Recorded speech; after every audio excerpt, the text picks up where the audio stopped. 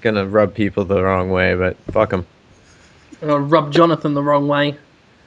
What Is that? there a wrong way to rub Jonathan? I don't think Yes. so, sir. Any rubs are wrong. I don't want Like getting the palm of your hand flat, putting it right in between his arse cheeks, and rubbing up and down on the anus, making up and down, slicing almost motions. Just with my soft, fat fingers, Jonathan, it's alright. But it's wrong.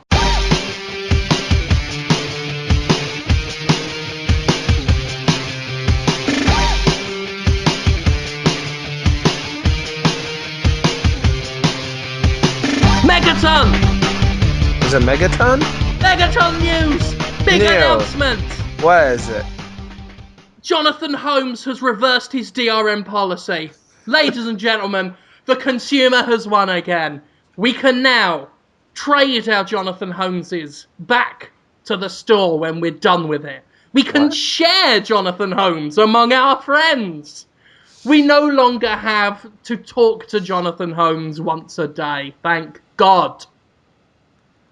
Where? Jonathan Holmes is now consumer friendly. It supports used Jonathans. Jonathan Lending.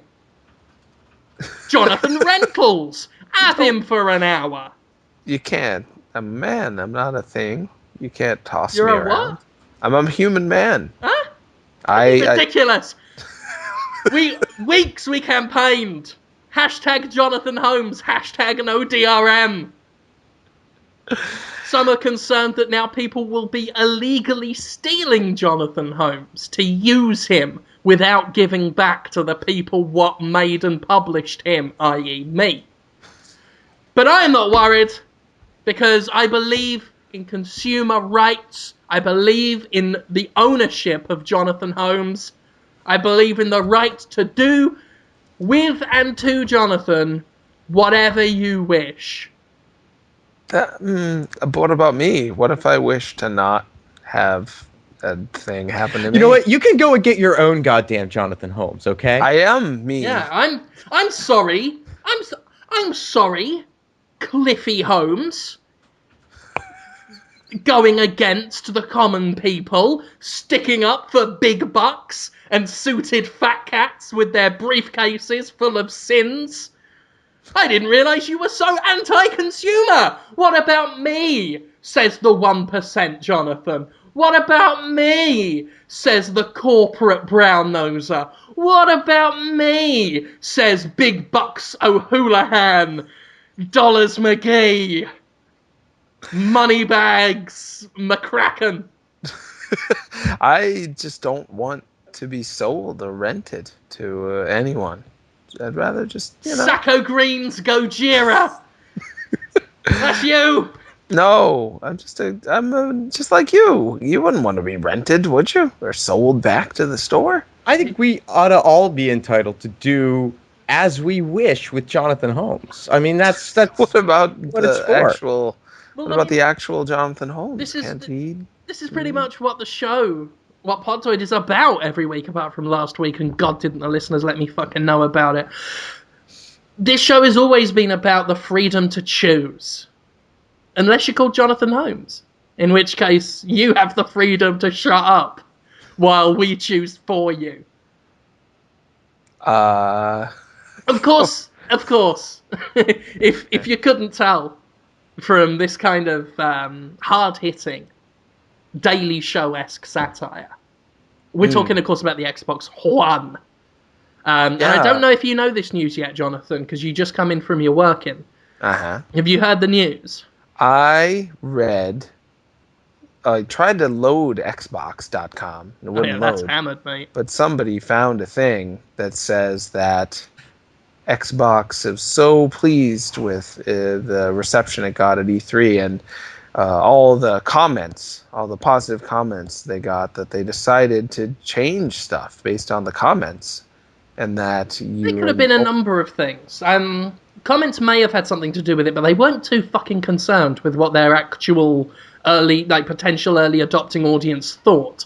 They were all, you're going to buy it anyway. But that combined with the military, especially, talking out against it. Actual military newspapers and news sources The Navy Times especially has been dogging Microsoft. And last night, on Late Night with Jimmy Fallon, they had Mark Cerny come out to demonstrate the PS4, and Jimmy Fallon actually addressed the controversy and said, now this thing is the only system. Of course, he didn't mention the Wii U. Why would he? He said this is the only system that's going to let you trade in your used games and not make you check in online. And Mark Cerny, he wasn't going to mention the Wii U. Why would he? Said, yeah, we are the only system that supports used games. And you shove that up your ass. And he didn't say that, but the audience applauded and were like, hooray, and Jimmy Fallon led the applause. I think half the people in the audience didn't know what the fuck Fallon was talking about, to be honest. But the fact they applauded was a big deal, and I think Microsoft probably saw that and shat bricks. Don Matrick, more like Don Shatrick for his pants, what he did in them, out of his anus, his squeezing little clinching pulsating anal hole. Thinking about poops coming out of the holes. Jordan just said that there's the Xbox One is going to require a day one patch to undo what they did with their thing they said you needed to do for the cloud. Like, of course you got to go online every 24 hours. The cloud, guys. The cloud. But now it's a patch for no cloud. So are games going to be worse now if you take the patch and don't cloud? God knows. I mean, they talked about the cloud as if it was, you've got to do it for make it good. And apparently that's been exposed as bullshit. Yeah, I assume they don't need the cloud then. The Xbox fanboy that's been bothering me every day since the Xbox One debacle began has just informed me that my emergency Jimquisition special on the no DRM situation was, and I quote, weak, ... Wait, what? You've seen it already? I thought that was going up on Monday. No, I just went up in the last hour. I've actually, that's a bit why I'm a bit hyper, because I've been rushing the past hour. I quickly cobbled together a quick reaction video to the Xbox One thing. And clearly it wasn't good enough for the person who's been riding me constantly. Probably because I didn't get a big cardboard cutout of Don Matrick's ass and just go, oh, Don Matrick, is that what guys like? Of your ass. That would make that image, like, you behind Don Matrick performing that makes that smug expression he wears all the time a little more feasible. Like a little more understandable. Satisfied, yeah. Yeah. If I'd had time, I'd have done something like that, I'm sure. If I'd had time and thought about it.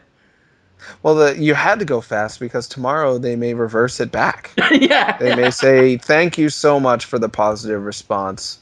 You clearly have given us the encouragement we need to enact, some new They just needed the quick boost in stock so Don Matrick could sell it all off and then resign. Yeah. You never know. Yeah, but I tell you what, I said this on the Jimquisition video, I won't give Microsoft shit for backtracking. A lot of people are now like, oh ho ho! Xbox One 80 more like! Everybody laugh with me! Xbox 180! Come on, laugh with me. I don't want to sound like a twat. In defense of that joke, like, I had read it a few times, poorly laid out. Like, just like, does a 180 on the Xbox. I was like, no, you see, you missed the joke. You missed the joke. And that was just sad. And then once in my head, like, it read out exactly, I chuckled once, and I was like, I'm never going to write that because it's terrible. Yeah, I mean, it's a cute joke. And it's... But everybody's going to have that. Everybody's going to have it, yeah. But I don't want to give Microsoft, like, actual legit shit for this. Like, some people are like, oh, look at them backtracking those sniveling lying cowards. They did the right thing. Yeah. They responded to consumer demand. At the same time, I'm not going to thank them for it, because they did what they should have fucking done in the first place. They're the ones who started all this. I give Sony credit, because Microsoft started it to where there would have been legit real pressure for Sony to do something that way to keep companies happy and not look like an ineffective ruler or some such. I give Sony the credit, because it could have taken the fucking easy way out and said, well, Xbox started it, we will get less shit. They actually stood up and said no and brought the fight. So I'm not going to thank Microsoft for now backtracking. At the same time, I won't give it shit for backtracking. As I said on Twitter, it gets just this imperceptible raise of a glass, just this little nod of, all right, okay, now let's go. When this issue first started becoming raised, the analogy I instantly drew was, a game of chicken, two cars hurtling at each other, just waiting for one of them to blink and say that they're going to do it to see what the response is. And I'm not surprised that the response was overwhelmingly negative from people who are informed about these issues. But the fact that that was observed as important enough to Sony to capitalize on, and then to see Microsoft back away entirely because of the massive success of that's what's kind of mind-blowing to me. How effective the used game issue really was, and the DRM issues were in forcing this kind of prevention. Yeah. It's strange to me. I'm impressed. Yeah, I mean, like I said, I'm not... They don't get... No, I'm not saying Microsoft is... Good job, guys. No, you accomplished the goal of being on the same page as everybody else here. Yeah. Good for you. Took you a little while. I mean, that's basically it. They now get a nod from me, and it's like, if anything, the only thing I'm really, apart from the actual elation of consumers getting a good deal, the only bit of slight gratitude I might have, even that's the wrong word for it, is that I'm now less conflicted about getting one to do my job. Right. That was a thing. It was, some people were already calling me a hypocrite. They didn't know whether I was going to get one or not. And to be honest, I really was 50-50. Can I not get this and do my job effectively? It was a debate I was having, but already people were saying, oh, you're going to buy one anyway, and then that's obviously supporting them, and every review you do will be advertising them, because that's what reviews are now, I have decided. So that I don't have to fuck with that anymore. No. But even then, I'm still... $500. You haven't done enough still to justify E3, that. I heard more than a couple of people say, if they want to supply me one to do my job, I will do that, but I will not buy one. That was another thing I was thinking of. It was like, if Microsoft sends one, then I don't know if I've been blacklisted by them yet. Although they're normally pretty good. Aaron Greenberg was still joking with me, even after all the shit.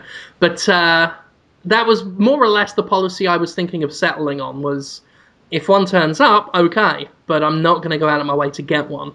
Now, I might get one, but even then I might wait till it fucking drops in price. I don't know. Yeah, I'm still, the $500 price tag is, well, it's really too high for me to invest in a home console just for me. As a business expense, I could write it off, but everything's going to, for the most part, be on PS4 that would need to be covered by me, I think. So... Yeah, it's one of them things. But I will say, I mean, the removal of the shit is more. It makes it more of less of a no-brainer. Before it was like, well, no, I don't want to support this kind of shit. But now it's like, okay, well, now we can have a conversation, Microsoft. So that's good. Apparently, Gizmodo's already jumped up to say, well done, guys. The Xbox One's worse now. Thanks. Yeah. How so? I don't know. Cloud? I think a lot of people have actually swallowed this whole story about how important and crucial the cloud is. Never mind the fact that PS3 was already doing a lot of cloud shit. It's not. I'm not that impressed by it, to be honest. Well, On Live was not really successful. yet. Gaikai got bought up, and they're going to try that again. But even still, that was always like proof of concept more than Yeah. anything. And Sony's doing that. Sony's using the Gaikai stuff on its system. You don't need the fucking online check-ins and the fucking block on used games to make use of cloud stuff. If that's the way Microsoft designed it, to where it'll have to be patched out alongside it, that ain't our fucking fault. That's Microsoft's fault for making its DRM so integral to the system. And put the blame on them. Don't say, oh, it's all our fault, it's all the consumer's fault. Oh, and for fuck's sake. I mean, really, if you buy the console a month after launch, I don't care what console you buy the console a month after launch, you're going to have an update anyway. Yeah. So, wah, you inconvenienced early adopters. I mean, I don't want to say it should be your expectations that things aren't going to be 100% great, but let's face it, there's usually a week launch library to play with. You get excited about it, and then you get a little disappointed about a month later when there isn't enough content to justify your purchase at that moment. Yeah. Just chill out. These days, there's always a fucking day one patch on a system anyway, no matter what you've done to it. Even if they'd have kept all this shit, I'm sure there would have still been a patch. There would have been something that they wanted to fix that it was too late to fix, and yeah. So I that's certainly nothing I'm worried about. I did get a laugh from someone, though. They sent me a message that was like, so you're going to apologise to Microsoft now? That made me laugh. I think he was half joking, but at the same time, it was clear the guy was a Microsoft tonguer. That's my new word, Jonathan. Tonguer. What's it mean? They tongue everything. Ugh. Oh. Tonga party.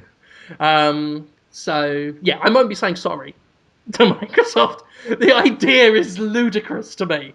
But there we go. So that's good. That's good. Good for them. I'm good surprised. I thought they may have softened the blow. I was expecting not a full 180. I expected sometime between now and then something of a softening of the blow. I didn't expect a change so sudden and so complete. No. Yeah. I almost am a little disappointed. Not because I wanted any of these things to exist, but I kind of wanted it to launch and not fail, but prove itself out to not have been the right strategy. Like, really demonstrate itself to have not worked. Yeah. Because backtracking on it now is maybe we can try this again later. Yeah. When you try it and it fails, you got a whole other situation. Sure. It would be sweet. Also, the news writing. Oh. Yeah. Well, that's another thing. I had weeks of Jimquisition content. Centered around... Yeah, I'm actually because I'd heard the rumors just before I recorded Monday's episode, and I had to rewrite the script to be non-committal either way, so it could look like I was talking about the past instead of the present. I can still do that episode, thank God, because it was about something slightly related, but not completely. But yeah, I'm gonna have to change things now. That would have been so good. Microsoft could have kept me in the money. That's how politicians used to talk about Bush. They're like, keep him around. Oh, not politicians. I mean, pundits. Like Jon Stewart types. Yeah. They loved his jokes. They did love him. It's a similar thing. Weirdly enough, Teenage Pokemon should be coming back this weekend. The first episode has an E3 segment in it that we started March or April. And then Xbox announcements happened in their press conference, and it just was exactly what happened in the episode. So it went from being like a parody of how bad things could be to just like a rerun of something you saw, except with Pokemon in it. But now that they've reversed it, yeah, now I don't know what it is. It's too late to do anything about it because it's animation. Wow, there was just no way that was going to go well for you. I guess not, or maybe it will go really well. It's unknown. That's the trouble with planning content so far in advance. I mean, as a cartoon, you're kind of stuck. So when you do something topical, the internet moves at such a rapid pace. Could lose out. We'll see. Yeah. I think it might still play pretty well, but yeah, it's just like one line won't make as much sense now. Yeah. It's not like other companies aren't doing always on DRM though, so it's still applicable. I mean, EA is still doing it with SimCity. It's from what I know, they're just not talking about it. I mean, we're going to still see a lot of transitions into games being called MMOs when they're not to do it. But again, I mean, they got rid of the online passes, did EA, and Diablo 3 is coming to consoles with an offline mode, and having admitted the auction house was a bad idea.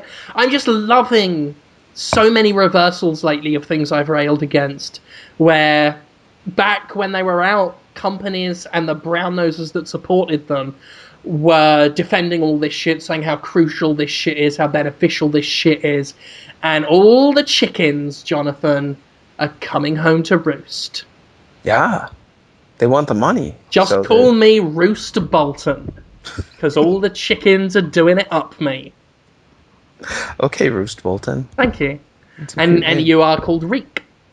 Reek? That's my new name for you. That's a word for smells. Reek. It rhymes with weak. I don't want to be weak or reek. Don't forget it. Weak or smelly. No. How come I gotta be? Because you are reek. Some people will know what I'm talking about. You don't, though. That's what makes it good. Why? Why? Missed you, Jonathan. You did. I missed the both of while. you. I missed my two boys, my two sons. Sent them off, my prodigal children. Sent them off to E3. I packed their lunches for them. Little Conrad, little Jonathan. Went to E3. Dad. Oh, God, that's horrifying. That was cute. Oh, I want you to never do that again, but also do it all the time. That was, E3! Yeah, how was E3 from home? How was that? I thought this episode would be all about E3 before Microsoft came and stole the show. Oh. With their showstoppers. E3, that was a thing. You went. Yeah. It was okay covering it from home. It's not done that for years. Last time I did it I was still back in England, and not even covering it that much because I wasn't that wasn't that in deep full time with Destructoid at the time. Mm-hmm. Excuse me. So that was good. I liked it. I preferred it. Just in terms of work, because I theorized beforehand that all my best E3 work was stuff I could have done from home anyway. And I feel like that was justified. I got a lot more editorial out, got a lot more responses out to things. So that was good for someone like me who's like, that's what he does. You kind of just got to admit to yourself when you don't have a strength, and I think covering something like E3 from the floor just isn't mine. You guys kicked it, though. Killed it, rocked it. We did all right. You murdered your throat. I was already sick before the show. Yeah. I was sleeping with snores and phlegms and waking up with drips and bad voice. That was like maybe a day or 2 days. Let's see, I flew it on, I can't remember. Anyway, it was sometime, but it was, it wasn't going to turn back. And I figured I'd be all right because I hadn't lost my voice at home, but the show did definitely advance things quickly. And by the end of the day, Tuesday, I was already all messed up, couldn't talk properly, and was having trouble sleeping. So, I tried, though. I went to do things. Some people have said, oh, it's funny, you're in pain. It's good. I love the way you sound hurt. And other people say, I can't stand this guy. His voice. Oh, you should have stayed home. Like very, very irritated that I tried to make something. Well, I was very upset with you. You were upset? Yeah, because you were ill. Mm-hmm. And no one thought of poor Jim Sterling. Because you had your throat infection. Uh-huh. And I wasn't there for you to cough into my open mouth. Which is one of my dreams. To catch the same diseases as you. People definitely did think of you, though. Well, I don't know if you knew this, in all the comments, God. the write a story, They're like, oh, Jim should give you some of his special chicken soup. Oh, Jim could help you with your throat. He could soothe it. Just like, I love that new voice they have. trying to do a thing. Yeah, they just want to make me feel bad. I mean, if it's any consolation, the shit I was getting. Podtoid? Podtoid? Even after I had said at one point, no Podtoid this week, it's E3, obvious. Still, where's Podtoid? Jim, where's the Podtoid? You know, I'm just trying to post pictures of David Boreanaz and talk about David Boreanaz, star of Angel and Bones, and people are giving me shit about Podtoid. And here's the thing, listeners, right? Here's the thing. You know what? I ain't gonna be mad at you if to every single thing I post on Facebook or Twitter, you reply with Podtoid question mark as if you're the first person to say it and you think you're really funny. I won't get mad. I won't get angry. I won't denigrate, insult, demean you. I will think less of you as an entity, as a concept. I will think so much less of you. And if you're listening to Podtoid, opinions are already pretty low. So, you know, yeah, it's annoying, it's irritating, it's angering, it's infuriating, it's a bane. It's a bane. It's a bane. But I won't take that out on you. I will just nod sagely and say I now think less of you as a person. You know, you're slightly more disgusting to me. You're slightly more off-putting. Don't like you very much. What do you think of the E3? How was it from home? What were your ideas as you were watching it? Were you feeling like, wow, stuff is good now? Or, oh, no, that stuff? No. Yeah, I mean, it was highs and lows. I saw a lot of people from the show saying this was the best E3 they've ever done. From where I was, I mean, the first day especially, I spent most of it bored with what I was seeing. It looked like what I've theorized for a while, in that we don't need new consoles for a new generation. We need a new generation of companies, of publishers, of executives, of ideas. And especially when the Xbox One came out and we saw, you know, Dead Rising 3 that now looks brown and serious and gritty. And, you know, we saw Battlefield 4 and we saw all this kind of shit. It looked like the same old generation. It was like just... It wasn't a new gen. It was old gen with new consoles, slightly prettier graphics and cloud. You know, the same promises from devs, the same buzzwords, the same everything, and I was very tired of it. And because I've only just gotten more and more weary of the business side of games. I still love games as the art form, but as the business, I'm so turned off to it now. And I just saw so much business happening. That carried on through EA, which was just dreary as fuck. Ubisoft impressed me. A lot of people weren't impressed, but I was impressed by their variety. They had an RPG with South Park. They had that Division thing, which looks cool.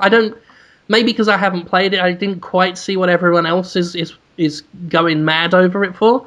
But it looks cool. It looks like it's got potential. South Park had really good buzz around the show. I didn't get a chance to hear it, but to play it myself. But the people that I talked to, that was one of the near the top things that they were like, wow, I can't believe how well they've managed to pull off the playing an episode of South Park feeling. So that's cool.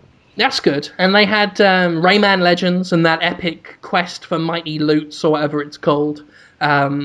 So they had a nice variety. It wasn't just sports and racing. That seemed to be the thing, sports, racing, and guns this year, rather than just guns last year. They had some of that, but it was tempered with all this other stuff. So I was like, that's a nice little healthy stable of games. And then Sony, I thought, really brought it. I know a lot of people were like angry because it was like, oh, we've seen many of these games before, so Xbox One had the better show, but it's like, well, Xbox One had no games to show at its big reveal event, so they're both kind of evened out. So I was happy to see more of Shadowfall. I was happy to see more of Knack and Second Son. But what really impressed me was that indie selection, when they just when you see Don't Starve on a stage at one of the big three's press conferences, that's the stuff that impresses me. That's the stuff that gets my attention. So to see Don't Starve up there, to see Abe's Odyssey New and Tasty up there, to see Octodad fucking up there, that's when I thought, okay, now this E3's got something. This is E3 cooking. And seeing some of the stuff that came out after that in the days afterwards, some of it caught my eye. I thought it was a nice little E3. Nintendo's show was nice. It wasn't... didn't have any major surprises in it, but it didn't upset anything. It was just, I wouldn't praise them for it, but I wouldn't criticize them for it. It was I think it sort of speaks to them doing what they do best. They're focusing on their first party stuff. They've got a couple of nice little treats in there, for the hardcore with Pikmin 3, and they've got a Mario Kart and a Mario, and that's all to be expected. Eventually, we're going to get a Metroid at some point, not this year, that's fine. But they have a really strong lineup of franchises that work very well for them, and I think they're going to wind up with a lot of Wii U's selling this year to build up that install base. Now, will that attract third parties after, being burned on the Wii and, seeing what the smaller install base of the GameCube was? Will it get them over there? Hard to say. But that seems to be the tactic, is to get all of the Nintendo core consumers, get all of those families that have kids that know Mario or love Mario Kart, and they can push units into homes that way and get an install base to where it's attractive. I'd like to push my unit into homes. Sorry. Oh, I feel like Nintendo and third parties, it's going to be... I mean, even when the install base is huge, like with the Wii, then third parties just are like, well, we don't really want to make our best games for this thing. We want to make things that are, I don't know, just things. So let's just put out on-rail shooter. That'll be good. So the third parties approach Nintendo consoles in a way that is proven to flop. So I don't have much... No, I don't think that's necessarily... I mean, it's not necessarily proven to flop, but I mean, there were some really great third-party attempts in the GameCube generation. Capcom, in particular, was really making quality titles for the... I think there's many quality third-party titles on the Wii, but they didn't sell that good. And the GameCube titles... they said, Resident Evil 4 will be an exclusive, and then they were like, it didn't sell as much as we wanted, so then it became a PS2 game and sold better on the PS2 with worse graphics. Exactly. So, I mean, there's no real good track record there to point to and say, even if we get the install base there now, you're fine. And it hasn't seemed to have been that way since the N64. Yeah, I just don't think the approach, I don't see it changing to an approach that makes money happen anytime soon. Sadly, I could be wrong. But Jim, you were skimming along so quickly in your recap of the different press conferences. You didn't talk about who hosted Ubisoft's press conference. Tyra Banks. That was it was very impressive. She did dirty deeds to Alice in Chains. Yeah. Suddenly announced it. It was Aisha Tyler. It wasn't Tyra Banks. I don't know why I said that, but that makes me sound like the worst of racists. No, it doesn't. She, if you mix up Brad Pitt with Johnny Depp, the names are similar. They're There's both very tall, and attractive African American women. That's all. Aisha Tyler, because she did the conference last year. She did. Yeah. And was trying to really milk it this year with the whole girlwood thing and trying to falsify those hashtags on Twitter and get people turning it all into trending topics, which is kind of embarrassing. But she did all right, actually, as a host this year. I think she was a lot more aware this year of how ridiculous the whole thing is and just kind of ran with it, which I appreciated. She was freestyling, horny freestyling all the time. Yeah. And making little Frenchmen seem really scared. Vichulammo looked like a little gnome.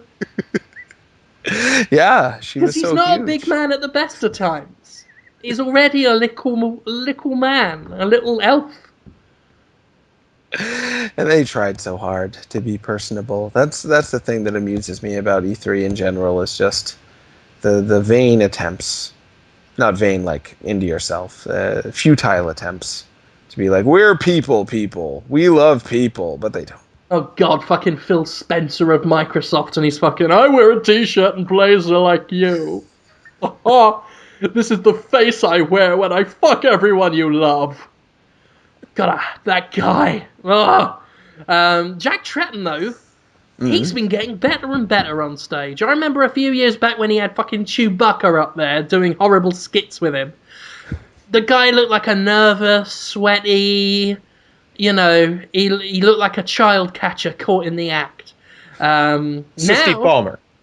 yeah, nowadays, well, Steve Ballmer has that manic, I'm going to gut you energy. Right, well, that's the thing. Ballmer uses that nervous energy to his advantage. Yeah. Like, he really focuses and channels his energy. And Tretton, he's a more chill guy, I think, just in general, but it doesn't, he fidgets. And Well, yeah, I mean, a few years ago, I thought this guy doesn't look like he belongs on a stage. This year, he came out with a swagger. I thought he had it. Again, still laid back, which I like. I don't like an executive trying to be kooky. I don't like an executive trying to have banter. But no, and I don't like the that's other your way. job, goddammit. Yes. It's not called the Jackquisition, but Jack came out and was, he did some jokes, just a little self-awareness, just subtle, laid back, not forced, not fucking trying, too hard and all that kind of stuff. And I was really impressed with the way he hosted that show. He didn't have Kaz with him, and he's kind of the more famous guy.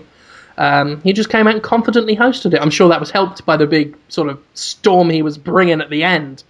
But that was good. It was good hosts for Ubisoft and Sony. Can't remember who did EA now. And Iwata, of course. Lovely, cheeky Iwata doing Nintendo. Who's always good to see. And they were apologizing a lot, didn't he? He was saying he was sorry that Wii U Party won't be coming out like we all wanted this year. You need a little more time. We all wanted it. I'm crushed. Yeah. I'm just crushed. He's the only guy who I'm really happy to take delay news from, because it's always like, please be patient. I won't do the voice. I've already got myself in hot water with the Tyra Banks thing. It's just, please be patient. We need time. Please understand.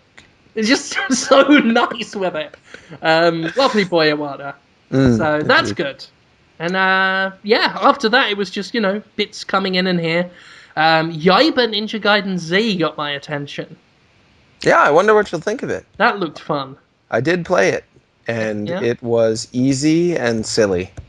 And I'm sure the difficulty will pick up pretty quickly, but you go into Ninja Gaiden thinking difficult and not aware that it's funny if it's going to be funny. Yeah. Those games usually had a pretty straight face, but it was going for comedy. And interview Tony Ponce had with Inafune, who's directing it, said that he felt the comedy was really only possible because a Western team was working on it. It's East and West combo development, and low budget. Don't expect it to look expensive. Looks way better in screenshots than it does in real life. You really see those jagged polygon models, not a smooth zombie body in that game. It's a craggy cavity body, but it's fun. You kill the guys and the jokes happen. Craggy cavity body. Yeah. Mm-hmm. That was my takeaway from what you just said. I was a bit upset because, like I said, I'd already prepared that we weren't going to do Podtoid last week, but then there was talk we might. I know you guys were willing.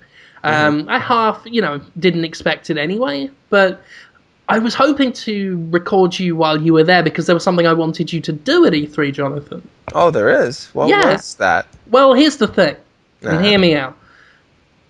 We can't do it this year now. E3's over. Forever. Mm-hmm. Until next year. So this is the plan for next year, right? And don't make me go with you to make sure you do it. I need you to crown yourself king of E3. No. That's against my character. That's a straight up refusal.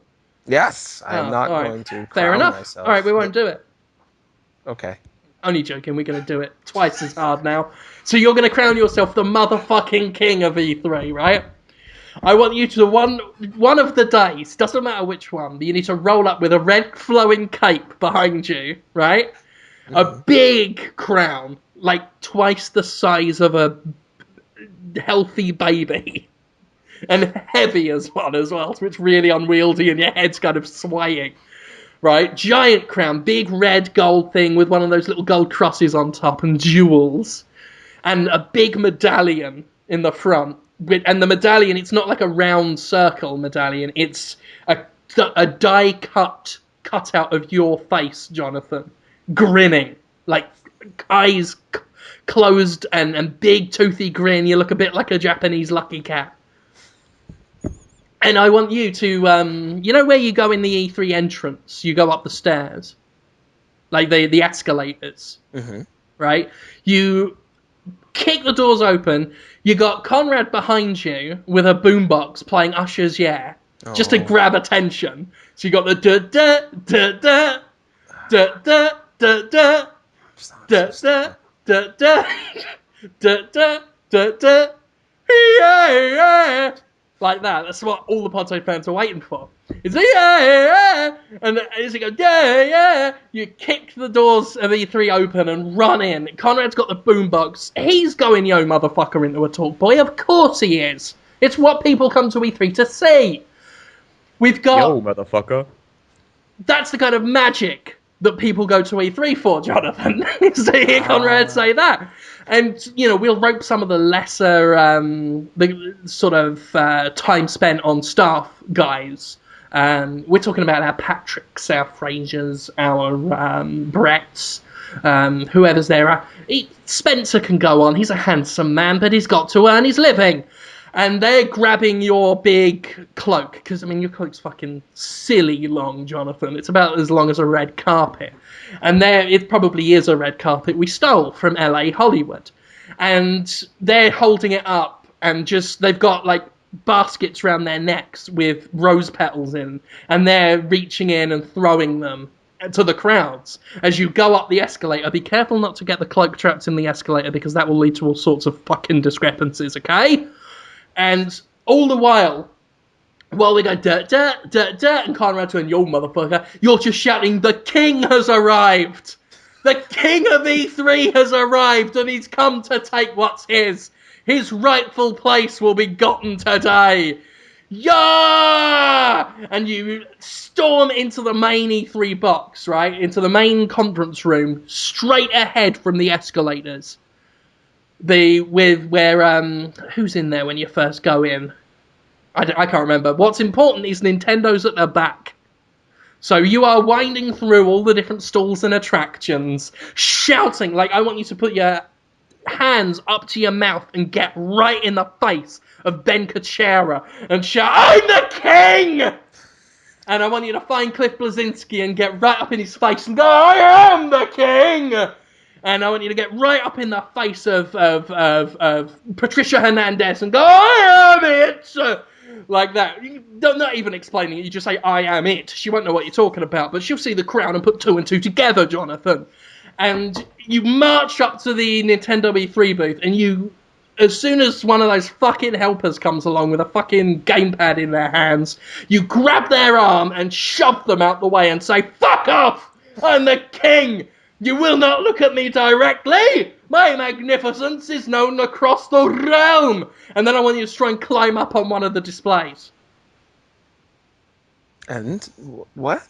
I want you to try and climb up on one of the displays, like climb up on Donkey Kong's shoulders or on a Mario, or even just on one of the big TV screens. And I want you to sit on there with your legs dangling, shouting, I am the king. And I want you to go real Jesus Christ Superstar with it and demand everyone else get the fuck out of the Nintendo booth. Like, whether they work there, whether they're press, whether they're, like, some cosplayer that snuck in. I want you to go proper fucking what's-his-face, who was on Jesus Christ Superstar, and be all, get out! Get out! Get out of my place! I am the king! Get out of my temple! It's Eventually, they got Reggie in because he's bigger than a security guard in terms of beefiness. So it's like, well, Reggie's gonna climb up there like King Kong and drag him down, and you just kick at him. You just kick your legs at him. Just get out! I had never Get seen out! Reggie actually like in person before. And I mean, I'm not typically intimidated by large people. I'm a small guy, but I just sort of figure if they're gonna kill me, they're gonna kill me. So what's to be afraid of? He is huge. Yeah. yeah. Like holy Like I said, shit. there's a reason why you don't see him at the Nintendo booth. It's because they bust him out for troublemakers like Jonathan. He's like the last resort. So, well, he's already kicked. He's kicking quite viciously at the normal security, just going, "Get out! Get out of my place!" And we gotta get Reggie. So Reggie's gonna try and climb up there, and you're just kicking at him, just saying, "I say, get out! I am the king! I'm the king of E3!" I'd really be despised for that. And then you raise your arms and shout, "Jonathan, superstar! He owns E3 and he's gonna go far! Get out! Get out of my place! Whoa, get out of my place! Would you betray me, Reggie, with a kiss? Get out, Reggie! I am the king!" You'd hate that so much. I did get hit on a little bit by a Nintendo of Europe employee. She might have been kind of a hotshot too. Can she from be what my I'm told. girlfriend now? Maybe. Alright. She was playing with Pikmin toys right near Reggie. They were having like this weird huddle upstairs, far away from the normal people, the regular people. Seeming like having a little fun, like hallway huddle. And I was like, "Oh, you like Pikmin?" She's like, "Oh yeah, my favorite ones are the purple ones because they're so hairy." I'm like, "You like hairy Pikmin?" She's like, "Yeah, yeah, I do, just like my men." I'm like, "Oh, that's encouraging because I'm kind of hairy." She's like, "Are you?" And then shortly after that, the conversation ended due to me feeling weird. Ugh. It's quite a time. You should make love to Reggie at E3. Because of that. Because of that. Approach Reggie and be She like, was "The one probably- lady like hair, so now sex with me and you, Reggie." Makes sense. Do it. Now sex with me and you, Reggie. You should have. The lady like hair, hairy Pikmin. She did. The purple ones have Yeah. a little thing sticking out of their face. My hairy Pikmin dick. You made that happen. Yeah. You should said the whisper words you in her wanted ear. to say. You should say, "I bet that Pikmin's got a secret dick. And when no one's looking, he can put it in a person." And that would have seduced anyone listening. Yeah, the people get very aroused when what? How do I get that sentence? I can't do it. I tried and can't do it. But games, E3. Games, E3. Did you like any of them? Did you think Pikmin's that's a secret game I dick. want? Is there any of the Can't games? stop thinking about a Pikmin with a little dick. That's gross. What colour aren't Pikmins? Geez, they've got a lot of them covered now. There's not a green Pikmin that I know of. Because it would have to stand out. So I imagine all Pikmins have little green dicks. Well, they all have little green leaves, so it kind of makes sense. Every Pikmin Yeah. has some green on it, even the red ones. Yes. And they, what they do is at night, when you're asleep, Jonathan, Pikmin crawl out from under your bed, and they climb all over you, and they're patting you and rubbing your naked arms, just going, "Oh." They're just really impressed. They felt nothing like it, and like a dog almost, just a little slit, kind of opens up in between the Pikmin's legs, and out comes the Pikmin's secret penis. Oh no. Yeah, and it's green. And they grab it with their little Pikmin hands, right? And wrap it round the shaft. It's got like pink veins on it.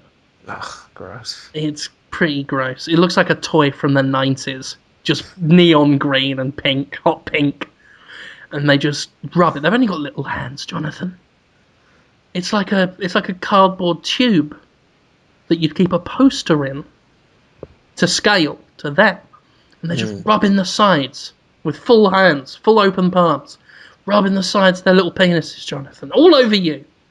Grey, red, yellow, purple Pikmins, hairy purple Pikmins, rubbing it like that, and then they go, oh. That's the noise they make. Oh. I hate it. There's just dozens of Pikmin just all going, oh, oh, oh, oh, and then they do semen on you, Jonathan. I hate it. I hate that. And then they, like a dog covering its own shit, right? They turn round on their puddles and kick them, and just kick them up, and splash them about on you. And then they crawl back onto the bed and go to sleep.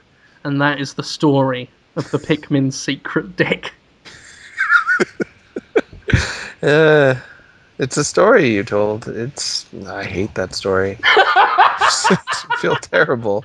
They're such innocent little sweethearts, you know? They're without sexual ambition. When you're looking. Exactly. It's like Toy Story. They get up and move around and have sex with each other when you're not looking. It's exactly like Toy Story. How Oh god! Oh god! So I'm just imagining, you know, Olimar sleeping. They're having this massive Pikmin orgy behind him. Terrible. His eye opens up, and he's hearing this noise, and he turns his head, and they all just form into perfect lines instantly in that quick whistle motion that they do, and appear attentive until he goes back to sleep. I hate it. They're right back to the orgy, you know, with the slow reveal of the Pikmin's secret penis. Because I mean, that's a magical process. It's part of the ritual. They got to start all over again. It's very sensual for them. No. Why are you afraid of this, John? I'm not afraid. Why don't you like this? Because this is a magical thing. There's nothing wrong with sex, Jonathan. There's nothing dirty about sex. You will intercourse. It's they're little carrot people.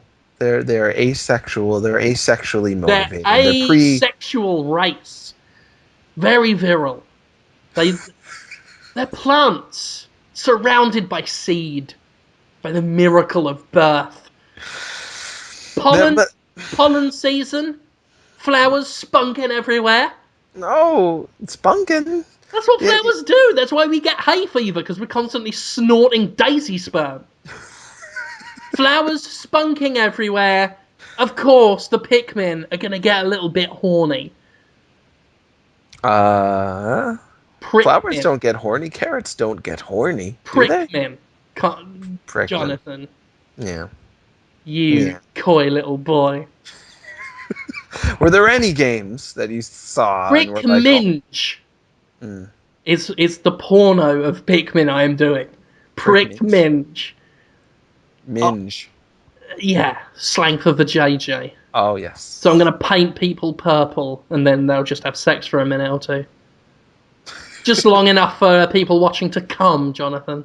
Oh, that's how long the pornography is. Yeah. Not too long. Yeah. Games you like? Yeah. What's your favourite bit of Pikmin's secret penis? When none of it, because it's all bad, and it's bad. Yeah, I was gonna say the part where they go to sleep, but I'm like, nah, because then I'm still covered in. It's still covered in fluids, which, so it's too late. To be fair, evaporates very rapidly off the skin. That is fair. Taking with it excess body heat, which is perfect for these summer months. Although, to be fair, that's counteracted by the fact that it just got very hot in there. All the kinetic energy. And one little Pikmin just going, it's getting hot in here, so get out your secret penis. I am a Pikmin, I got a secret dick. That part's good. That's to the tune of that Band-Aid face guy, right? Nelly Furtado's It's Getting Hot in Here. I was thinking today about people's behavior, both interpersonal and internet, and how they just want to be liked and want to be good, but they often are just like, fuck you, or like, I want to fuck you, you know? Either way, when you invite fuck into the sentence, trouble just happens, and I see it all the time. So a little lady just posts, hey, I got a new car now, and people are like, I want to fuck you. They don't have to behave that way. They could just, whenever, this is, I guess, for the listeners of the show, whenever you have the sudden urge to just be awful to someone, stop and pause and think, what would SWF do?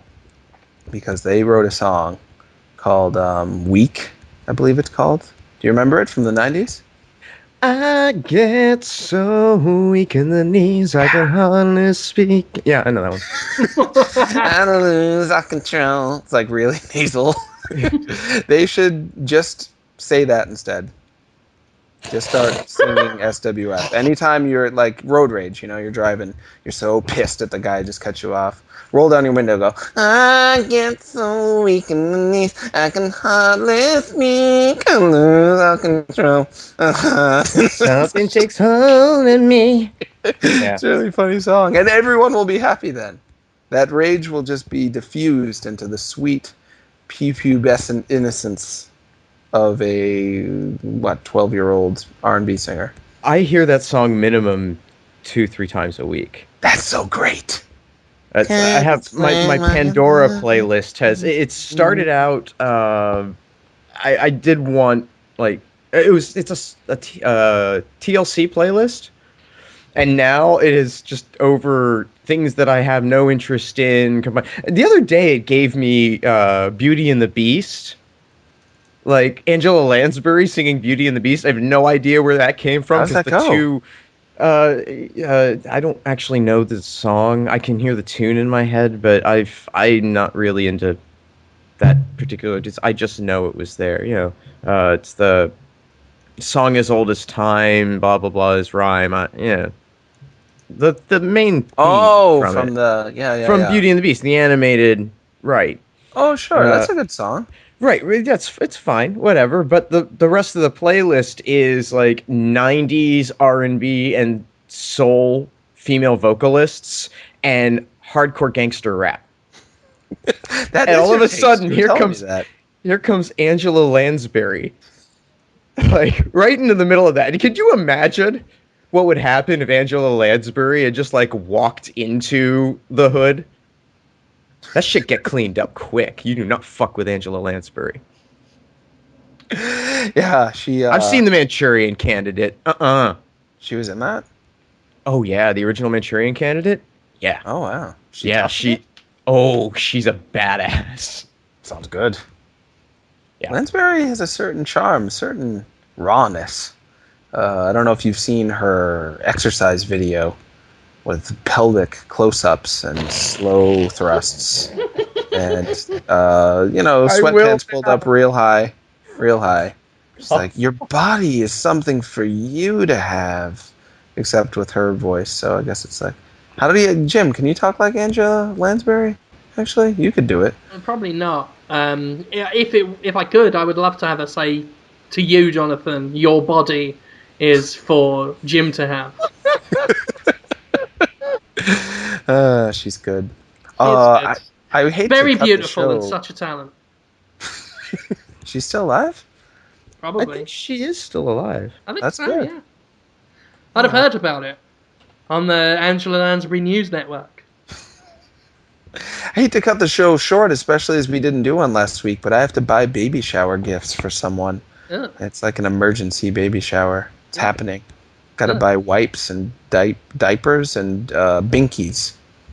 I don't know what any of that is. I know, isn't that right? And they all sound the same. Like it's just some man somewhere being like, schmergle.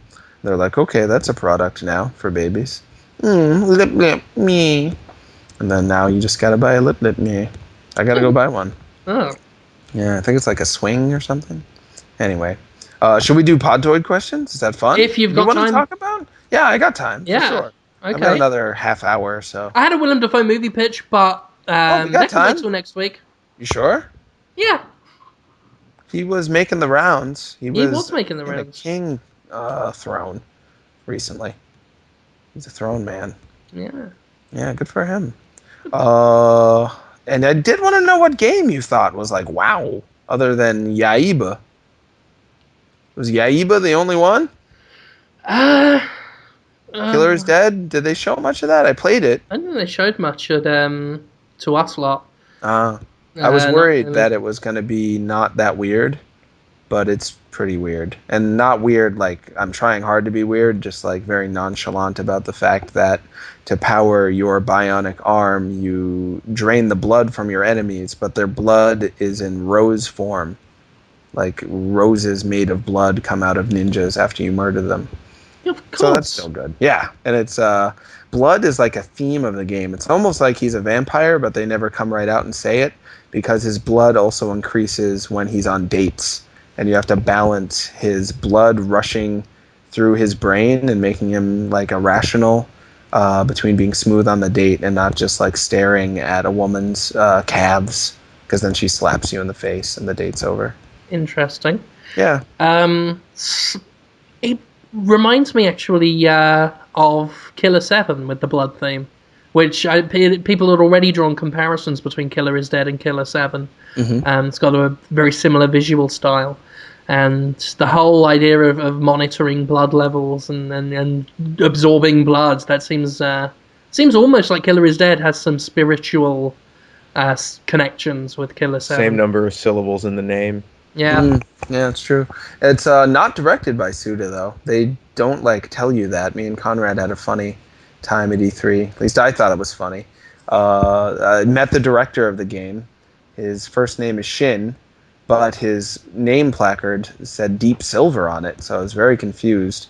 Then I tried to find out his actual name, and then we looked on the internet and couldn't find him anywhere. There's like no record of him existing because oftentimes when they promote Suda games, they want to put Suda out in front and not tell you the fact. Like Shadows of the Damned was actually directed by Massimo Guarini, I believe is how you pronounce his name. But I asked Massimo at the time, like, can I tell people that? He's like, no. Just say that I'm involved. I'm like, but you're making this game. I mean, you're guided by Suda and Shinji Mikami, but he's like, no. They don't want me out in front. So, but Suda was very gracious and like wanted this guy to be in the interview we did, even though nobody had ever heard of him. And I don't know if the PR people wanted him in the interview, but Suda kind of insisted he was in there. So hopefully that interview will be shown. I thought it turned out Soon. Should be Soonish? able to. Yeah, I got to subtitle it. That's hard. Is the thing. Yeah. That is So it's time taking me a little bit longer than I wanted. But yes, Yes. very soon we will be getting that up. Oh, sounds good. But anyway, fun game. Much more easy to play than Lollipop Chainsaw. Much more faster paced, but similar combat style other than the fact that it's because you don't have a chainsaw, so each attack goes much more quickly. Good game. All right. Questions. Tons of them happened. Surprising. How long are penises measured in inches is one. What? Yeah, it's just how long are the penises, Jim? In inches. Is he asking for ours? I don't think so. And if he is, I'm not going to. I mean, it's not a uniform thing. I think Hey, they're- hang on, I hang on, think hang they on. are 8 inches. Inches plural, or am I excused if I'm under that? Oh, that would be small penis, under an inch. That would be a Um, small penis, Jonathan, yeah. Wow, here's It would a be, terrible question. yeah. Ah. Skullvania asks, Holmes, with you and your baldness problem, have you ever thought about wearing a wig? Perhaps a huge purple afro? Yes, I have. I've thought, wow, I've got this huge problem. It's such a problem. I don't have the hair that I had. How do I solve the problem? Huge purple wig. That's how I solve it. It's scary how he mirrored your thought process almost Exactly. identically, yeah. That is exactly what I've been thinking. Sure, I wish I weren't balding. When people say I look like Tobias Funke from Arrested Development, it's always a little What? sad. Little sad. What? But I love David Cross, so says it's not that? actually that sad. When You people don't say I look look like anything like David David Cross, Not too much, but I do have glasses and less hair than I used to, so I can see where they're coming from. He's not a sex symbol. He's not a hunk. But he is lovable and fun, so I can't really complain. He has a terrible smile. Yeah, his teeth are much worse than mine. You could get those fixed, too. Oh, it's not just the teeth, it's just the shape of his mouth when he smiles. You don't believe it. Yeah, insincere smile. He's a very angry dude, so I'm told. He was really mad. His comedy seems to reflect that. I don't know if you've seen any of his stand-up, but I don't want to say hostile, but you don't want to say hostile? Maybe. No, I wouldn't say it's hostile. I think it's a little aggressive, maybe. Yeah, interesting. I feel like Jim's getting left out of these questions. That's all right. I've got nothing to add to the purple wig thing. Justin K asks, can we now trust that early adopters won't get X-boned later? That's a verb now. Once Microsoft has an install base in place, I think we talked about that a little bit. I don't think we can trust that at all. No. I think that Microsoft has shown that they would have the idea to put the DRM and put the no-use game policy as something they'd be willing to trumpet, and they trumpeted it loud.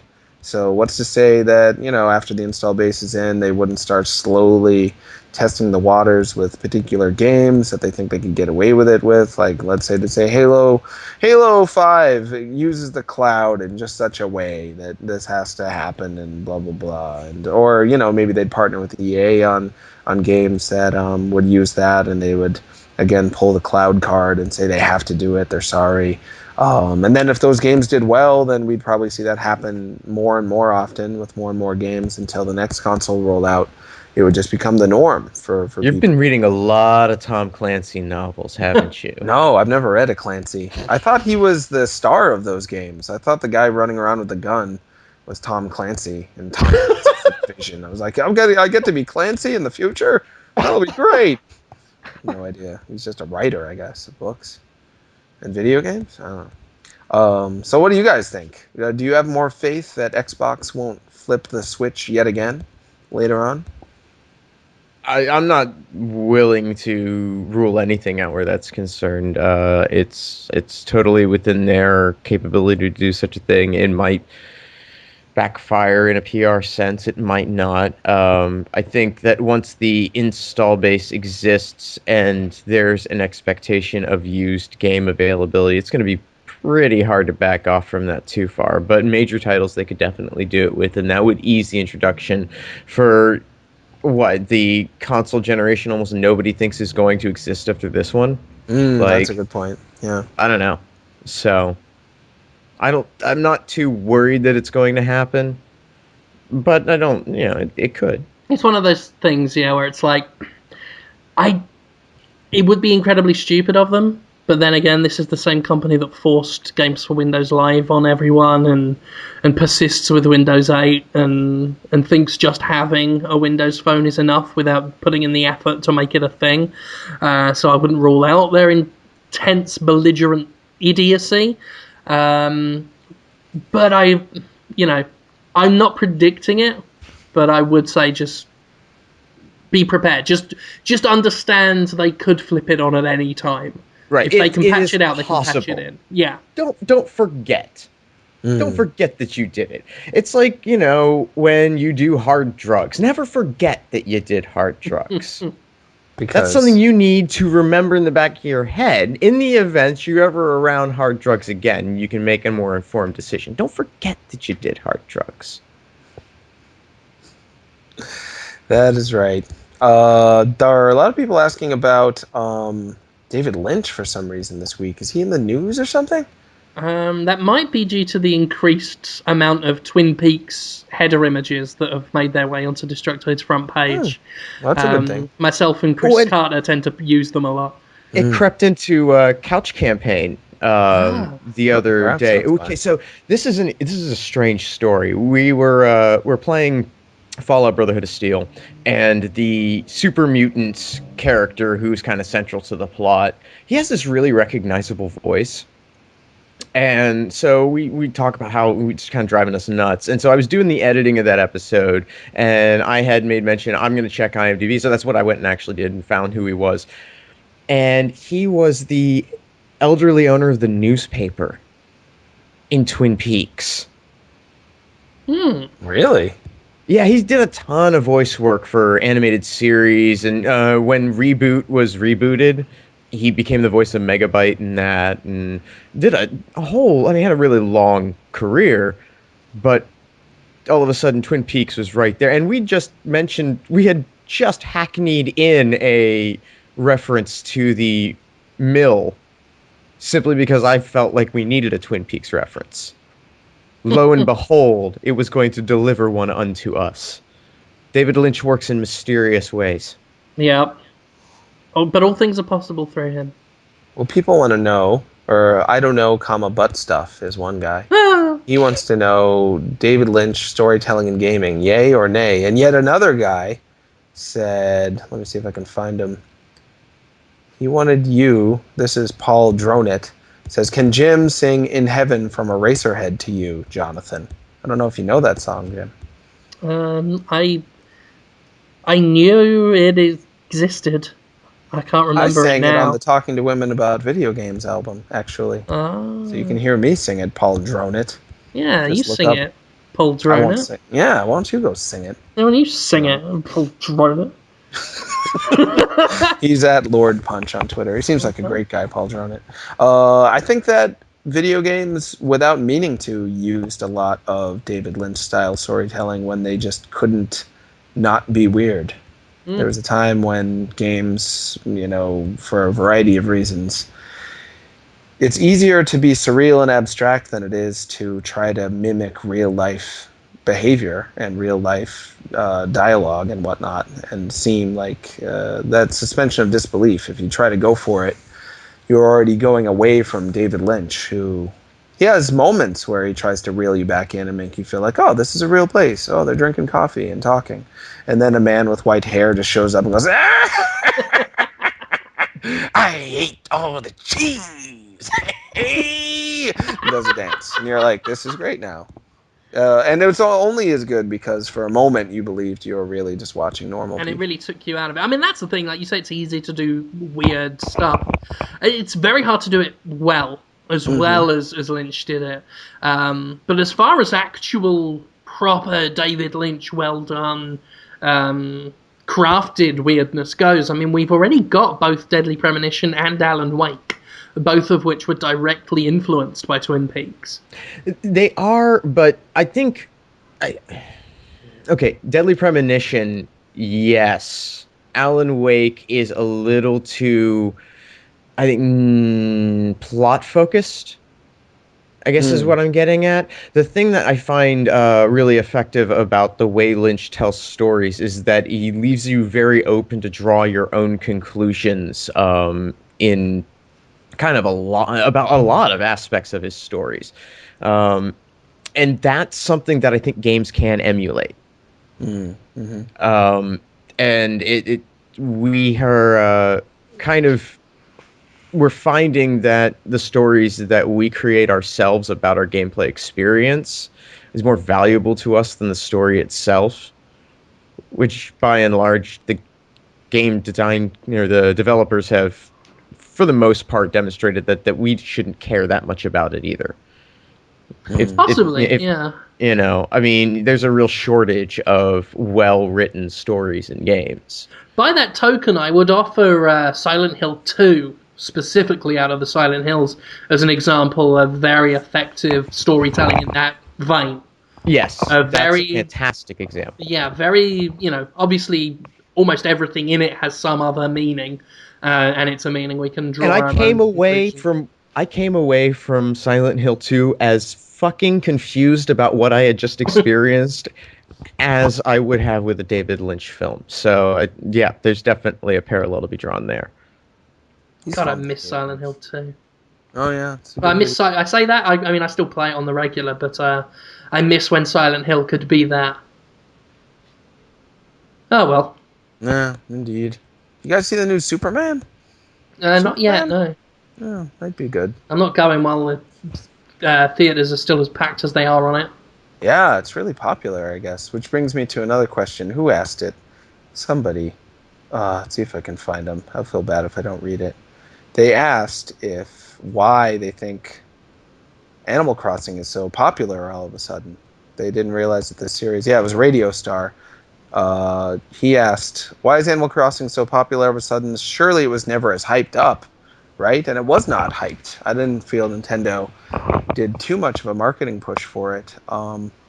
But everybody, whenever I turn my 3DS on and check my friends list, there's at least 10 people at any given time playing it. And while I'm playing Animal Crossing, my orange light starts flashing constantly to show that somebody new has just booted up the game. So I think that people were hungry for what Animal Crossing delivers. A lot of people skipped the Wii game, so it's been like 10 years since they've played a Animal Crossing game, and they like it on portables. A lot of people's first Animal Crossing game was Wild World, and the 3DS is just in the right place for it.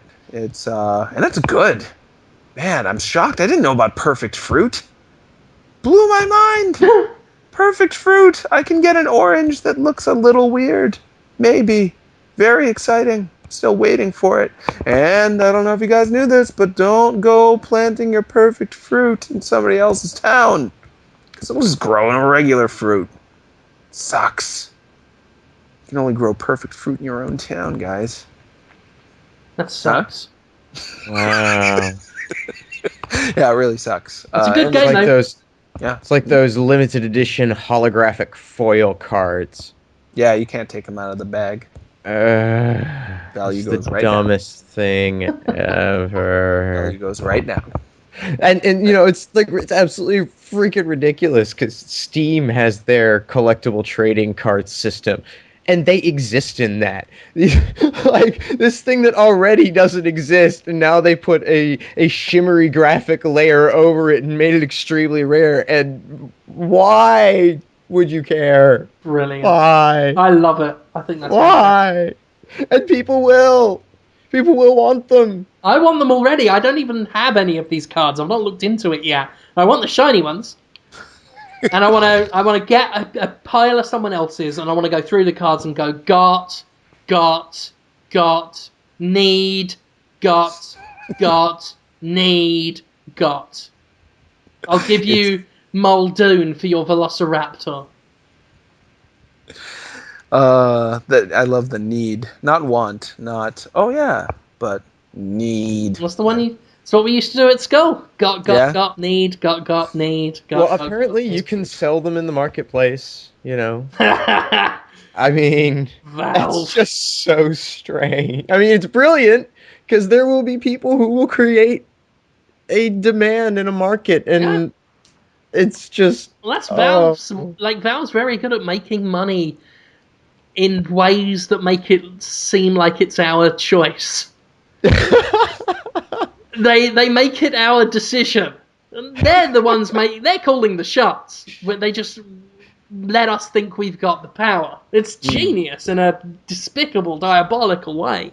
Sure, they never force it, and they always make it cute and silly, and therefore you don't feel dumb like you got manipulated by buying the hats. Yeah. Yeah. But you did. You did. Absolutely did. We all danced to the Piper's tune in the end. Indeed. Yeah. Here we are dancing as we speak. Yeah. A lot of people asking about Nintendo all of a sudden. Stealth is asking, why isn't the Wii U getting any credit for its anti-DRM stance? Wrong place, wrong time. Simple as that. Wrong place, wrong time. You think if Wii U didn't come out when this console DRM was a concept. Like it was, I mean, it was a concept, but it wasn't a reality. And it wasn't going to be something Nintendo was going to do with their online system the way it was designed. That was never going to happen. Mm-hmm. Yeah, people aren't like impressed that they didn't do something that no one ever thought they would even know how to do. Well, yeah, that's part of it. Yeah, I mean, like, can you imagine Nintendo trying to do that at this stage? I couldn't see it happening or working. And it's, you know, okay, the Wii U, you know, it's great that the Wii U doesn't do anything like that. And actually, Nintendo deserves a round of applause for the recent interview it did, where it was like, well, if you are worried about used games, make better games. I thought that was a wonderful comment. But as far as the Wii U itself goes, you know, it launched before this was a thing. And so obviously all eyes were going to be on Sony. They were the guys last. They were last to have a stance on this. And they were the ones basically given the red carpet by Microsoft to join them in iniquity. And didn't take the bait. So, you know, for refusing that kind of pressure from the business side of the industry, you know, it as I said on Jimquisition this past Monday, Sony did nothing, but at the same time it meant everything. Whereas when Nintendo did nothing, it didn't mean anything. And that's not a criticism of Nintendo, it's just timing. Yeah, Sucks, but true. It would have been if Sony had come out with a console that was similar to the PS3, but had like built-in Vita or something, and people are just like, oh, they're not really trying to push things that forward in terms of tech. They're just having a new way to play. And they did that last year, and then Nintendo had like a powerhouse system that cost, what is the PS3's $400, right? Yeah. $390. That seems so cheap compared to the PS3. I'm still impressed with that.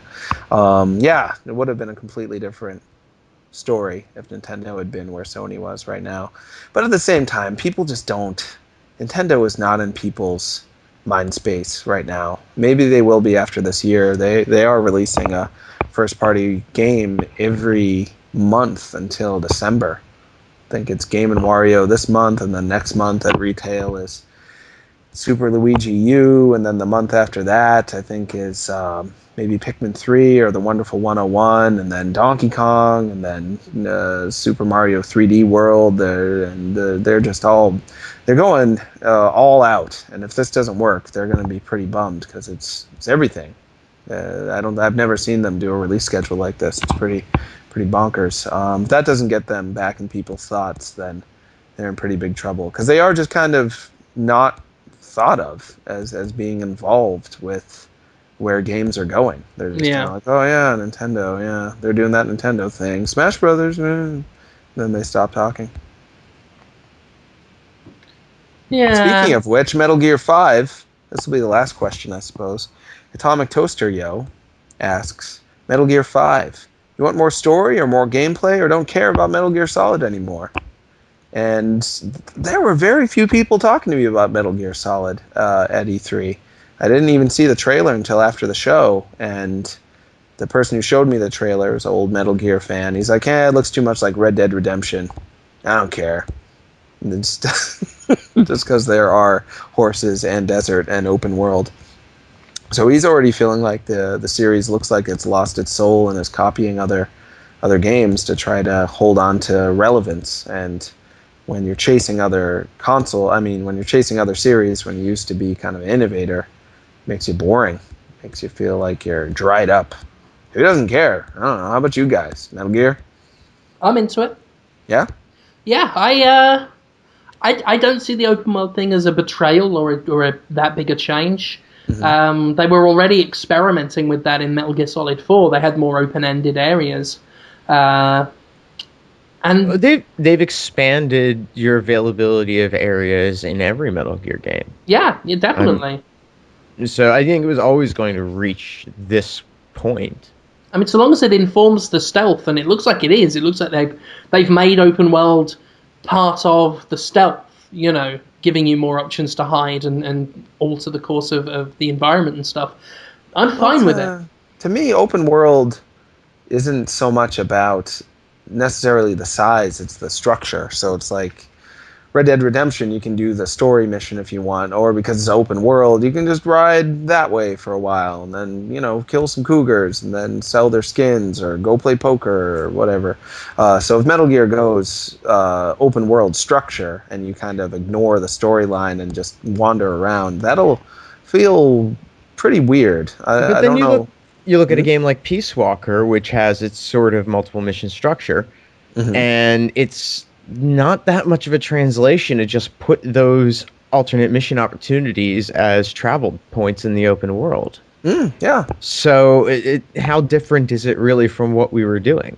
It'll feel different, but I don't know if it'll feel bad, and I don't think it'll be as different as it actually feels. It's Yeah. just the open world thing has been done by so many other people that it does come across as a little bit like following instead of leading for a Well, change. it's gonna depend on how they handle the world around. I guess what I'm trying to say is the incidental stuff that happens, the Mm-hmm. happenstance stuff, the random patrols that you didn't expect, or Mm-hmm. the UAV that flies over, or whatever sort of event ideas they have in the landscape to occupy your time and Yeah. attention.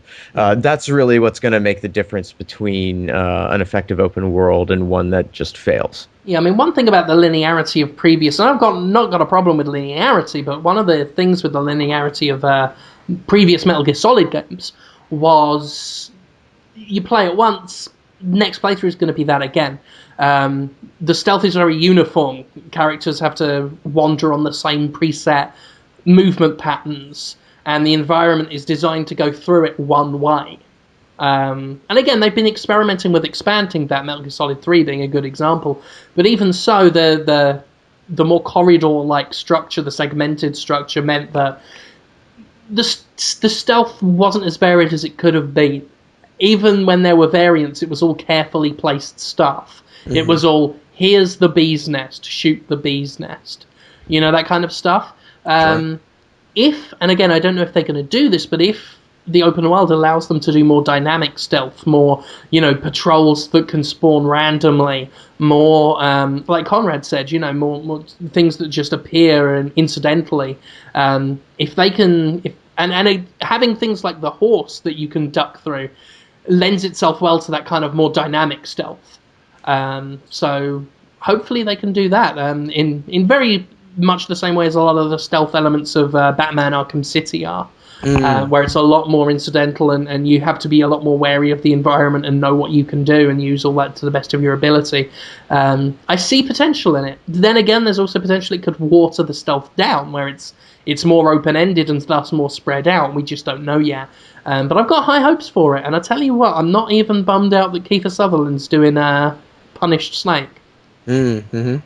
He I thought it sounds was like Big smart to give Boss. him. Yeah, he did. He's a good actor, and they changed the name of the character, which somehow, just psychologically, it makes it less weird for me to think, oh, he's not playing Naked Snake or Solid Snake. He's Punished Snake. It's kind of a new guy. Yeah, it'll be fine. Yeah.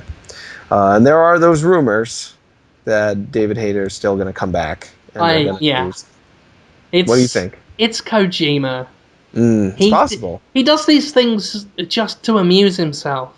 It's like secrets. Nobody really would care if it's a secret or not, but he'll keep it a secret for his own sense of secret power. Yeah, yeah. Wasn't he? He was very secretive about the Metal Gear Solid 4 opening. He's like, we can't talk about it. It Yeah, is very secret, and then it's just like a fake news thing that everyone forgot yeah. existed. And the whole Joachim thing, Oh where yeah, he wore the mask to pretend it was some other studio. It's like we all knew who it was, but we got to humor the guy because this is how he gets off. he's like 50, you know. Yeah, Yeah, he's just it's his red sports car. just a little mental is what he is. Yeah, he's enjoying it. He wants to be young still. Who doesn't? But I guess I should wrap up. Got to go buy Whippies or Wipies or whatever. That'll be good. Mingles. Baby store. You guys go in there, the baby store? Just be in there, smell it. Ugh, Smell that baby store. You do that? smell that baby store. Okay. I don't want to. I got to though. It smells like powder and flowers and disinfectant. It's like a candy hospital. It's creepy. I want to be in there. What's going on this week for you guys? Okay, well, on escapistmagazine.com, Jimquisition went up this Monday. It was called... I don't know what it was called. Oh, yeah, it was called PS4 Doing Nothing, Meaning Everything. And that was about my reactions to Sony's, no DRM on PS4 thing. Also, just, like I say, just a couple of hours ago, an extra Jimquisition went up, which was called something like the Xbox One No DRM Emergency Special or something, which is just my quick, sudden reaction to the Xbox One policy reversal. I don't think there's really much else I did. I did a nice article last week in a response to something Cliffy B said, called something like AAA games are incompatible with used sales, good, in which I kind of rebuked this idea that, oh, we need to get rid of used games so we can keep spending more money than we should on video game development. So that was a nice rebuttal. And actually got praise from Graham Linehan, who wrote Father Ted and Black Books. He's something of a writing hero of mine, so that was mind-blowing. Okay. So that's good. I should also be having an interview coming up soon on... Let me just quickly look up the name. How quickly can I find it? I do not know. You can do it. I can do it. You can do it. I have an interview with Gaming as Women. What? It's a blog. It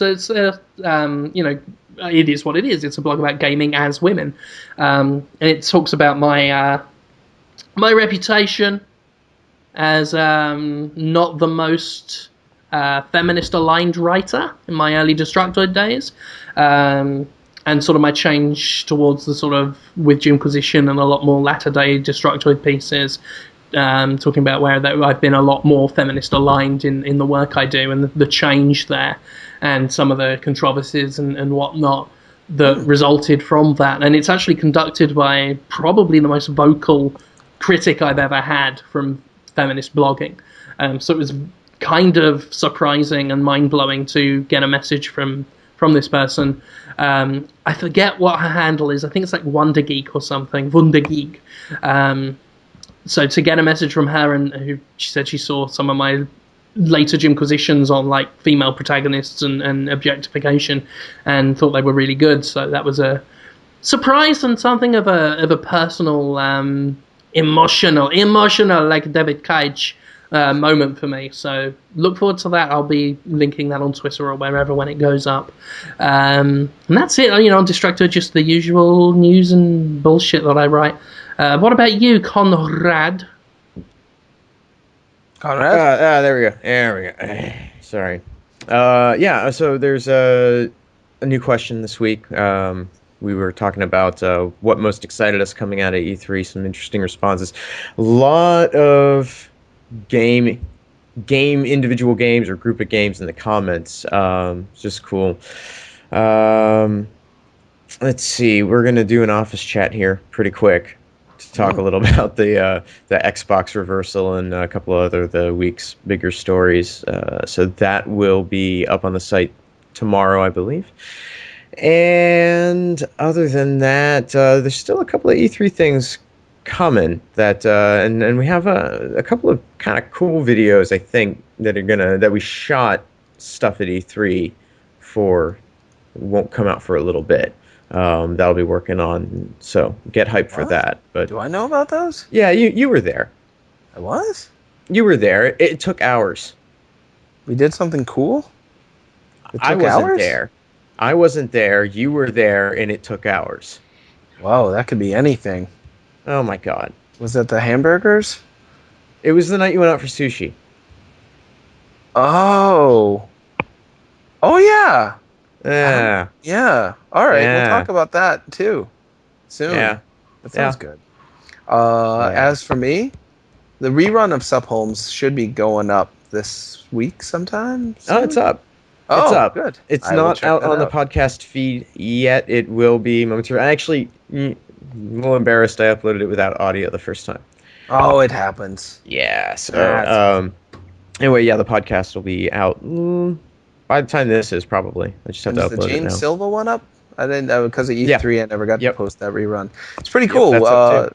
A couple weeks ago, we had James Silva on, who was kind of the indie guy for Microsoft. He did Charlie Murder, Vampire Smile. He did I Made a Game with Zombies in it. We got to hear his perspective on things. And then Week after that, we had Kelly Santiago, who was the co-founder of That Game Company, which made Journey, Flower, and Flow. So she was kind of on the Sony side of things. We got to see those two different perspectives back to back. That was great. And James was wonderful, and Kelly was wonderful. Boy, were they! Geez, Kelly was really blowing my mind after a while. I was like, I was almost speechless. Because she quit making video games at the height of her career after winning all these awards in order to move on to something else that she was excited about, which is Ouya, which is coming out on the 25th. And Ouya's gotten a lot of bad press. And then after I talked to her about it, I started to ignore the bad press because she makes it sound so fun, just like a great thing to be a part of. Anyway, that was an exciting interview. So Kelly Santiago and James Silva, you can watch those past episodes of Sub Holmes and listen to them on iTunes. This Sunday, we have Disaster Piece, who is a composer for games and of music in general. He did the music for Fez. He did some music on Bitch Rip Runner 2. Did music on Zombie Monsters Ate My Birthday Cake. He's helping develop games. He was helping get Samurai Gun developed. Really interesting guy. Really getting more and more into the industry and has a unique look at it and a unique place in it. So that'll be fun to talk to him. That's this Sunday at 1 p.m. Pacific Standard Time, 4 p.m. Eastern Standard Time. And Teenage Pokemon, long time in the works. It's coming back this Sunday. Looks like we posted a teaser for it on Podtoid. That teaser just went live on Machinima while we were recording this. It's got 104 likes, 19 dislikes, but comments such as cough, money whores, cough. The commenters on Machinima hate the show so much. How is Teenage Pokemon a money whore show? Money whore show? Yeah, what? is that what's so hot right now? Is like teenage Pokemon? They think it's like a huge profit makers? I don't know. They just, for some reason, they take it as like a soulless shill when really I should be trying harder to make it more what people like. Because if the main criticism I've got from the show is like, didn't seem like you really cared if Pokemon fans were going to like it or if anybody would like it. You just did whatever you wanted. Which I've actually tried to take that criticism to heart. And this season, we have Max Scoville playing Pikachu. We have Anthony Carboni playing his trainer. And we have the voice of Brock doing one episode of Brock, the Brock from the anime. We got him to do it. I hired him with my own money. Hanging out with your corporate buddies, with your Hollywood friends, your money horseshoe. I tried to go through his agent, but his agent just ignored me. They were like, you want him to do what? So then I emailed him personally and was like, I don't know what you charge for this, but if you can just do a little bit of Brock dialogue. And that was an interesting adventure into getting to know him. I really like that guy, but it was not going to be... Wasn't easy to get him on the show, but he's on the show. So, and he's also in the promo, which I thought was fun. So yeah, Teenage Pokemon. It's coming back this Sunday. I really hope it doesn't suck and that you don't all hate it, because I've been working on it for months. So please watch it and let me know what you think. And I think that's it for me. Awesome. Ladies and gentlemen, and that stuff. Thanks for listening. We'll see you next week. Bye. Bye-bye.